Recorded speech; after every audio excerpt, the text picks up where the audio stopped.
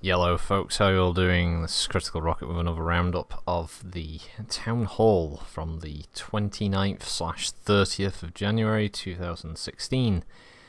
So, there might be a bit of a jump in this because I'm kind of recording it during one of the bio breaks and I'll be going back for the rest of it. It's currently 3 minutes past 4 in the morning. So let's just kick off. The first thing, and if this is all you're interested in, Kodiak is the new Mech pack that he announced. So it's the second 100 second 100 ton clan assault mech that'll be in the game. Pack will be up latest of Friday evening this coming week. Its prime loadout is an Ultra AC-20, 1 ER large, 2 Streak 6s and 8 medium lasers, so expect it to basically be a massive energy boat with probably a Gauss rifle, as most people do with it. Probably one of the most requested clan mechs in the game, so if you've been waiting for the Kodiak, it's finally coming. So going from everything else from top to bottom so far, Russ wanted to run this as a slightly different style of Town Hall, but then Phil from NGNG says something, he gets completely derailed and we don't find out what that is.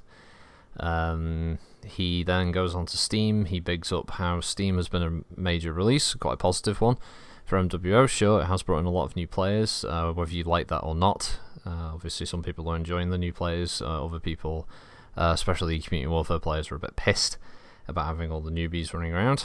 Although he doesn't want to reveal the actual player numbers, and he doesn't give us a reason for this. He just says like, "Oh, I got the fucking numbers, but I ain't showing you shit, you fucking fans," and that's pretty much it.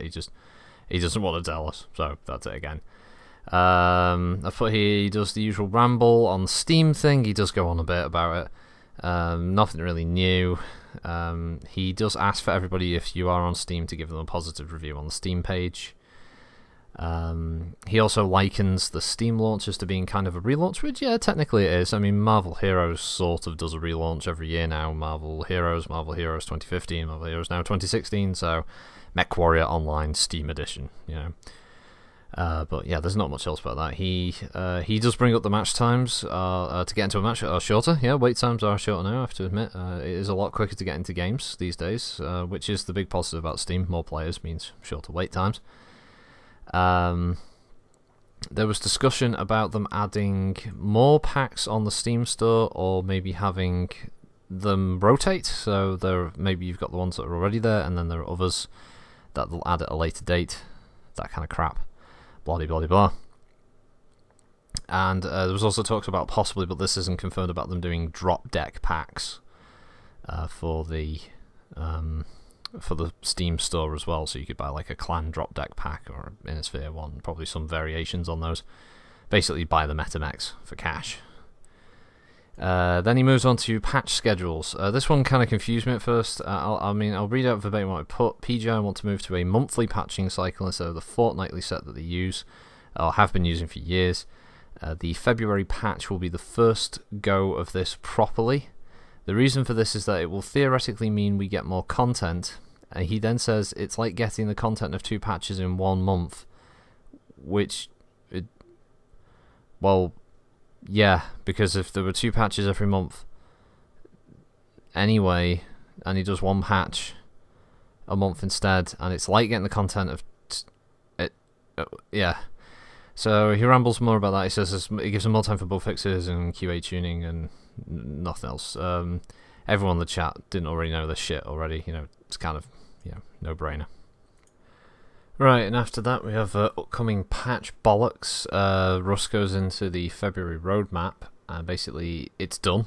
It's going to go up on the forums probably straight after the Town Hall's finished, and it'll be basically the Rifleman will be February's new mech. Everyone already knew that anyway. There's 4 new mini-maps. When I say mini-maps, I mean like little tiny grey box maps that you can apparently now see in private match screens. So if you've got premium time, you can now run around a couple of these maps, and apparently they're designed for 1v1, 2v2, and I think a couple of them are 4v4. I think there's only 4 of them though. And these are going to be the kind of very early groundwork for some Solaris type modes in the future, like ranked matches and shit like that. Russ would like feedback on these. However, he does get questioned quite rightly that, you know, this is only something for those people who have premium time, and, you know, not everyone's going to have premium time to test out these maps, and, you know, it's a fair comment to make. But Russ doesn't really... he literally says no comment when asked. Sorry. Oh yeah, then No Gutstone Galaxy plug watching their streams to get free premium time as a giveaway. So, you know, and I thought I was a shill. So, yeah, the 1v1 map thing was received with mixed feelings from chat. Some felt like while others don't like the idea they need premium time to test them, and they don't accept Russ's response that the premium time is needed because of the server being used up for that small match. This somehow ended up spiraling out into PvE stuff. People wanted to talk about that all of a sudden. But Russ moves on, he goes to balance changes. Apparently the tweaks will mostly be based around basically nerfing Innisphere Mech energy quirks down to a maximum of 10%. So you'll no longer have mechs have like 20-25% energy range quirks, only 10% on all of them now. So expect all of the comp teams to switch over to the fucking clan side of things. Clan targeting computers are going to be reworked, so they're going to be more useful for clan players. They'll actually have some buffs to them. And Mask is getting a complete rework, so you get to top speed faster, it'll recharge quicker, it won't be as crap, basically, as a lot of people think it are. Also, the popular clan mechs are also going to be losing some of their negative quirks, if not all of the red negative quirks, so they're all going to be there. And, other lesser used clan mechs are going to get some more quirks to make them a little bit more palatable. Hopefully improve the number of players who are using those mechs. After that, Innisphere changes aren't quite as numerous, but apparently the Blackjack will lose some of its... A couple of the specific variants are going to lose their structure quirks, so they're not as powerful and more in line with the rest of the Blackjack lineup. Apparently Flamers are getting a rework. There's going to be a new graphical effect, and the way it'll work will now actually be more in line with a weapon that overheats mechs to shut them down quickly. Russ was talking... I had to make comment of this in the chat, but he basically said, like, it was used as a troll weapon to blind people, saying, yeah, because, you know, if you shoot fire in someone's face, you can see right through it, can't you? I mean, you wouldn't want to have... Fire doesn't block line of sight. So, yeah, apparently that's getting redone. Caustic Valley is getting some more improvements as well. There's going to be a few rocks removed or replaced or changed, so the map flows a lot easier. I assume he means for the NASCARing, for running around the crater, and that the patch will go live on the 16th. Now, obviously, I've covered the Kodiak, but it was after that when he mentioned it. There's a hero version that will be coming up, and that actually has Mask as well. And the Kodiak will be the first clan mech to have an actual hero mech variant, so rejoice, clanners, you will have a hero for $15 extra on top. $20 for the base pack, $40 for the collector's edition, and then your $15, you can add your $15 to the $20 or $15 to your $40 pack, whatever one you want to go for. And yeah, so Kodiak, yeah, finally coming in. And what have we got next? Right, there was a separate... Will there be a separate queue for Community Warfare? This was mentioned on Twitter, and the answer is yes. Basically, the system is going to be, if you want to play CW and you're not part of a unit, i.e. you don't have a tag next to your name when you drop, you will be put into essentially a public queue version of that mode, where you only fight against other people who are not in units. If you are in a unit, you are essentially dumped into what would be counted as the group queue of Community Warfare, and this is essentially to try and streamline the buckets, but also allow matches to be quicker for players overall, and hopefully to bring in more players for CW. I'm not sure it's going to work. Looking at the notes, this is also apparently to cut down on the number of random stomps against obviously random teams, which is true. I mean, organised groups do stomp a lot of them. It's a very sore point. Russ, I did type that Russ has finally realised that random players dropping against organised units sucks for the randoms more often than not. He needed a secret account to discover this, because he mentions how he's been playing the mode under alt accounts to find this shit out. been pretty obvious by now, but anyway. Next up was basically non-unit tag players, or those not used to be put into a queue. Calls come up in the chat regarding those who play with friends, like 3 or 4 friends who just play the game for fun together. Now they're always going to be put against the hardcore teams, which means either you break your unit and disband and just drop randomly, or you stick it out. I guess people are just going to say get good, get skill.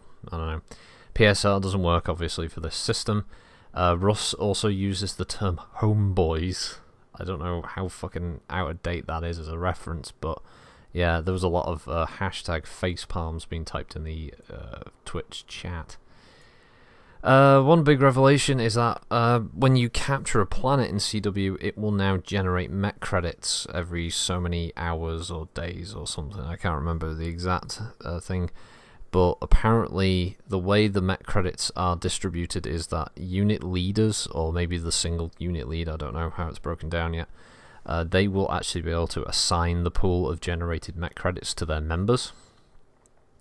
Russ seems to think that this will somehow create some kind of like EVE Online internal strife, and the big units will break apart because some people aren't getting a cut of that MC goodness. I don't think it's really going to work. I don't see like these big groups of like 300 players or whatever just suddenly collapsing inwards over like a few over a few fucking Mech credits that aren't going to make a difference, considering like one of the cheapest items in the game is a Mech bay, for fuck's sake, and that's 300. So I don't think it's going to work the way Russ thinks it's going to work, but whatever. At least we now know how the Mech credits get doled out. The new Phase 3 system will take into account faction combat, who's fighting who, and the system will determine the planets are up for grabs. He basically says if Davion attack Kurita, or Davion as he keeps calling it, if Davion attack Kurita, then the system will generate worlds for Kurita to attack Davion, Davion to attack them in turn. But then if Lao attack Davion, then it will generate worlds for them to attack, and vice versa, and all this shit. Basically, the map will only ever have 10 worlds up for grabs. It won't be like the current system where you've got like a smattering of about 15 worlds, something like that, give or take. So hopefully this will also focus players onto specific fronts and specific worlds, and it will, reduce the wait times for matches. It could be an improvement. It could be a big improvement. What else was there? Let's see. Talks about trying to limit unit hopping, basically stopping people in big units taking short-term contracts with, say, the clans, because the clans have got the overwhelming majority in terms of quirks or the meta, or however it is, or maybe they're just winning more, and then the unit will then go, oh well, there's been a patch and now the Inner Sphere are doing really well, so we'll just drop that and we'll go over. So now there's going to be longer cooldown periods, and Russ wants to emphasize that units hold certain areas, certain corners of space in the Inner Sphere for themselves and build up a rep, and like maybe if they hold like 3 or 4 planets, they can generate Mech credits and stuff like that. So I see what he's going for. Russ gets aggro. He gets a bit aggressive actually toward the big units because he's from what I can tell, this is the long running back and forth he's been having with them with the game mechanics, and why he doesn't like the fact basically the big units are owning community warfare the way they do. But then his own game's mechanics allow them to do that. It's not like players have somehow usurped control, and now they're telling the system what to do. No, it's like if that's what the system allows them to do, that's what we're gonna fucking do. So his main gripe is the complaints about C-bill costs. Apparently, I must have missed this originally, but apparently if there seems to be a practice of the big units splitting off some of their members so they can attack other parts of the map or something, so they can basically expand control in different ways, and then those people come back into the fold of the main group, and that's a freebie thing, and he wants to apply a C-bill cost for this. I may have misheard it, so if I got it wrong, correct me on that point. Apparently this is to discourage bigger units again from splitting off in Phase 3 and capping planets elsewhere, so they can just start generating Mech credits all over the place and just monopolizing it. Again, don't know if it worked, caused a lot of aggro. There's an emphasis on Community Warfare still being in beta, but then has it never been out of beta? I don't know. That was reiterated. I guess there might be some people out there who think it's Phase 3 will be like the launch version. I don't know. There was oh god, there was like a fucking endless fucking rant about time zones and servers and how the system is best set up for people in different parts of the world being able to play the game when they want to play Community Warfare. Jesus Christ, he went the fuck on about this. You know, and this is slightly ranty for me now, but I remember a couple of years back, I think in one of the town halls, where he sat there and said, "Oh, I don't see the need in regional servers because everything's fine as it is. Why do we need them? Oh, no, they're completely unneeded." And then they go to the European servers, and now he's sitting here on this town hall saying, like, "Oh, it's a wonderful thing, and it's great, and it's fixed all these problems." And it's like, for fuck's sake. But as I put here, Jesus wept. I think Russ talked about Phase 1 for an hour to keep it simple. The info is Mech credit generation from cap planets. Unit leads can assign Mech credits. Split queues for solo, non-unit players and unit tag players. C-bill cost to re-add players who left X unit. That easy. Another big thing that got the chat whooping and hollering for joy was Mech rescaling. Apparently a few community members have been doing some pretty impressive work with building up actual per pixel scaling of every mech currently in the game to give comparison shots of how some mechs are just woefully, size-wise a lot bigger than they should be. Although I do have to re-emphasize, and I've said this a few times on spattered across different videos, there is no official size scale for BattleTech. I don't buy all the new books from Catalyst Games, so I don't know, but the original books, there wasn't like, here is a mech chart.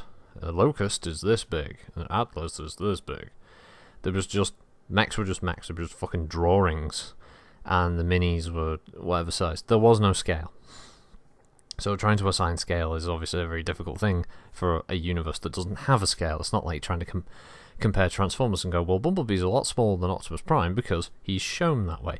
There's no way of fucking doing it in BattleTech because like artwork was artist interpretation and stuff, so yeah, there was no guidelines. Some of them are a bit ridiculous, yes, granted. Whatever. So some people are going to be happy because there's going to be scale changes. The Nova, for instance, is going to be 18% reduction in its size overall. The Catapult is getting a complete remodel. Apparently, it's still going to be linked to the concept art, but it will be a remodel of the entire thing. And it will also be a lot smaller, roughly about 18% again, less in size. Maps might actually look more in scale now, like certain trees and stuff. I don't know. The Awesome did come up. It might get the same treatment, but it wasn't guaranteed. And the other announcement was the Catapult was getting a second hero, which is going to be called the Butterbee, and it's an emphasis on missiles, basically, unlike the Jester with its emphasis on energy. So if you're keen into your catapults, there's something else you might want to buy there. There was more talk about mech packs. Basically, after the Kodiak, which is a single pack, there's going to be another rescene. My guess it's going to be the Crusader, because they've been doing all heavies so far for the rescenes, and the Crusader I think is the last heavy of the unseen list. Technically, I mean, you could have the Ost. I think it's the Ost. Scout, Ostol, Ostrock. I think it's the Ostrock is the heavy 60 tonner, but it's most likely to be the Crusader. And then there's going to be another traditional pack that's going to be 4 mechs, which is likely to be Clan Wave 4. But he's waiting on. I think what he was fishing for was whether people were happier with the single mech packs and doing them each month as a release, or whether people would want the bigger packs. Personally, I think a mech a month is fine if you can get ahead of it without it negatively affecting development in any way. That's fine with me. I mean, if you just want to decide to do it like there's going to be 6 mechs this year, 1 per month, do it that way.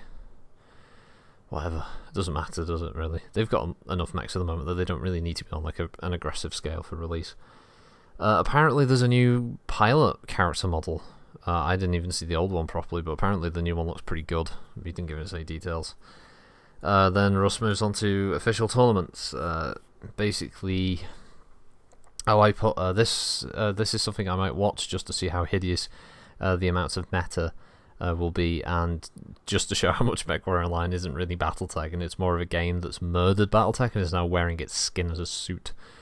Russ mentions sticking his head out of the bunker to discover that the tournament scene in other games like World of Tanks, for instance, is 7v7 for their comp matches, and he was surprised by the fact that they went with smaller group sizes for those games. So apparently, the official tournament of 2016, the first ever, will be 8v8. It won't be 12v12. That's not really a shock. 8v8 is better for small unit games like that. You see it in a lot of big competitive game types like that. It's why you see a lot of free-to-play games, things like Smite, League of Legends, upcoming games like Fractured Space, and the like, basically focusing on having roughly about 5 to 6 players, because it's a nice sweet spot for communication and teamwork. So yeah, it's not surprising that they keep it smaller rather than bigger. Russ then goes on to the new ranked mode, which is basically Solaris. I mean, he mentions the Solaris tab a couple of times, but it's about as far as he's going to get. It may or may not be called Solaris, but whatever it's going to be, it will be a ranked match mode that will have leaderboards and all that stuff. And then he says that it won't be in this year's tournament, it'll be in next year's tournament. So I put fucking count those days down, motherfuckers, because yes, if you want a Solaris ranked mode at a tournament, it ain't fucking coming this year. We're at the beginning of it, and you gotta wait another year, 2017. Russ then says homeboys again. Then he goes on about PvE, which is perked up the chat a bit. Talks about wanting single player in PvE for quite a while, but he says it's quite cost intensive. He goes into complete hyperbole mode. He claims single player games cost hundreds of millions of dollars, and only the big guys like Ubisoft and Activision do that. I was just thinking, like, yeah, because Darkest Dungeon cost hundreds of millions to produce, or Mountain Blade, or Shadowrun Returns, Shadowrun Dragonfalls, Shadowrun Hong Kong. They cost hundreds of millions. Harebrained Scheme, fucking hell, their Kickstarter was one of the most successful ever, didn't you know? Yeah, he just kind of throws out this fucking bullshit number, and he tries to make out that basically no publisher or developer are looking for single player experiences at the moment, which is also bollocks, because there's plenty of games coming out that have strong single player components combined with multiplayer, or just having cooperative gameplay. The one I mentioned was funny that he should say that when Star Citizen makes headlines for reaching $100 million as a funding goal for its PvE, PvP, MMO, FPS hybrid. It's all about the resource balancing, apparently, combined with staffing needs, as they still need more people to better flash out their AI. So, probably the most interesting thing for me of the whole update, outside of the Kodiak and new Mech is always good, was CryEngine, and he talked about how apparently they're going to be up for talks with Crytek next week, I think he said, so technically February, and it'll be to update the engine, since there are a couple of iterations behind just a few, and so they might be going to a new engine for MechWarrior of CryEngine. So what, CryEngine 4, something like that, I don't know. I'm not really up to date with that, but it would be better. Obviously a more flexible engine, God knows what it'll do in the long term, or probably the better in the long term. The short term there's probably going to be bugs and shit, but you've got to have that kind of advancement, or else the game just ends up technically becoming quite difficult to build upon. So it'd be interesting. Russ got onto the topic of VR.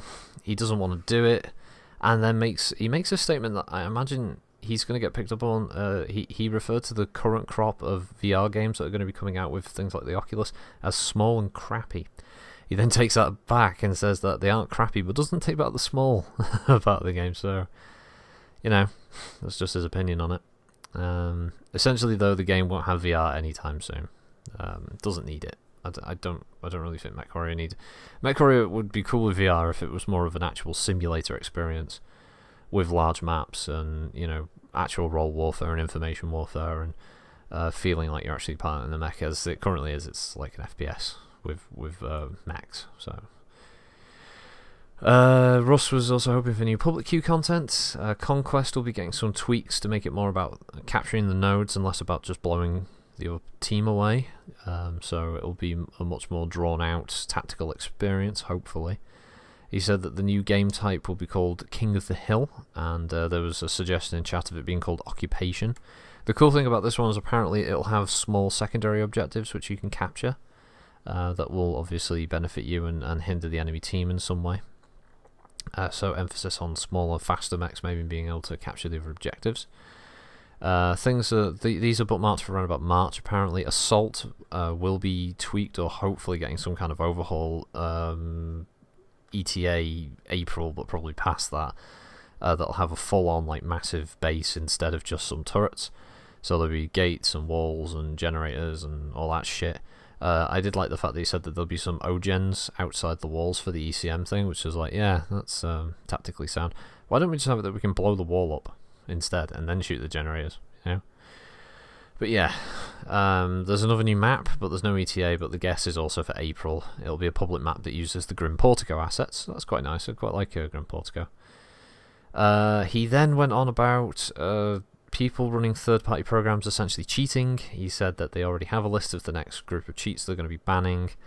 Probably the most interesting part of this was that apparently they are aware of some cheat software that no one else is aware of, and apparently Steam anti-cheat software doesn't detect it, along with a lot of others, and apparently only they do, but they're not naming this software that's being used by the cheats. I would like to think that they're informing their colleagues within the gaming development sector about this, because I think it would be rather rum not to. But there you go. Maybe they have. I don't know. I think it'd be a really interesting article if that information was revealed, though. So yeah, basically expect another list of cheats to be brought up on the website for their accounts being banned. So hold on to your asses. So then we got onto community questions, and I'm just going to reveal something here. At the time of me recording this, it's 5 minutes to 6 in the morning. I didn't finish, so there'll be an edit probably with me coming back with the remaining community questions. I do apologise, but fuck me, he would not shut up. I couldn't stay up until like near 7 o'clock because I knew he was going to go on. He was mentioning talking like another hour.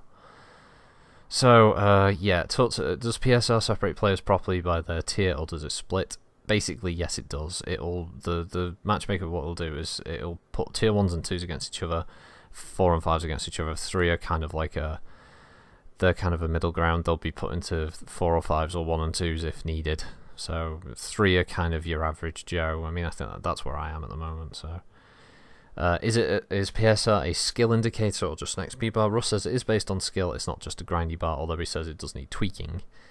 Is it a matchmaking tool or more than a skill rating system? And Russ says that yes, it is mostly just for matchmaking to make it quicker. Will we have variable spawns on the maps? There's some belief that Polar has variable spawn points. It doesn't. What it actually does is they've just put all the spawn points close to each other. So it looks like when you drop on the different modes, you've got some random drop point. You haven't. They've just put them all closer together in different. So Conquest will be that side of the map, and Skirmish will be this side of the map, and Assault will be another part of the map. It's something that they would be open to doing, which is Russ's way of saying no. What he does say though is that they're looking into a system to allow players to choose where they spawn at the beginning of the map, which would be nice, because it'd be interesting to see how teams kind of group up in different parts. So I'm looking forward to that. Another thing was how map voting tweaks. Basically, will the percentages still remain visible at the beginning while you're picking a map? And basically, they're going to be hidden soon, and they're only revealed to you when you select a map. And you can't then change your vote. So whatever you vote for is what you want to play. Don't the mind games thing is fun, but it's gonna be dumped basically. Jump jet improvements, apparently they're on the way, but then they've been on the way for a long time. Nothing solid there. Any plans for the underperforming mechs to get some love? Apparently quirks are being worked on for these mechs to make them more attractive. But my question is, is quirks the way to go forward to make mechs that aren't being played very often more attractive? Shouldn't we really be looking at game mechanics to make all mechs viable to players, rather than just messing with a bunch of quirk systems to make them better? I mean, and how long is it before you make some choice that makes a certain mech quirk-wise just way overpowered? It's a difficult system to balance. And the last thing I got to before I get up in about 5 hours or whatever and do the next bit, the rest of it is any UI changes to look forward to. Yes, nothing specific, but it's always been worked on. Apparently, it's all based on the UI bandwidth being streamlined. So, yeah. So let's see what we've got next. And there was nothing else actually after that. Checking around, the rest of the questions on it were kind of bog standard stuff for the town hall. Nothing really revelatory. The UI stuff, he went on and explained a little bit more about how there's going to be a complete rework at some point of the splash screens and UI screens throughout the game. Apparently, they look quite nice, but really that's about it. So, yeah. Sorry, this one might have been a little bit late getting on the channel, but thanks for watching it. And what do you think of the changes and things that he announced with the coming months of February and March? Sound quite interesting if they can hit the deadlines. So yeah, thanks for listening, everyone. Crystal Rocket signing out.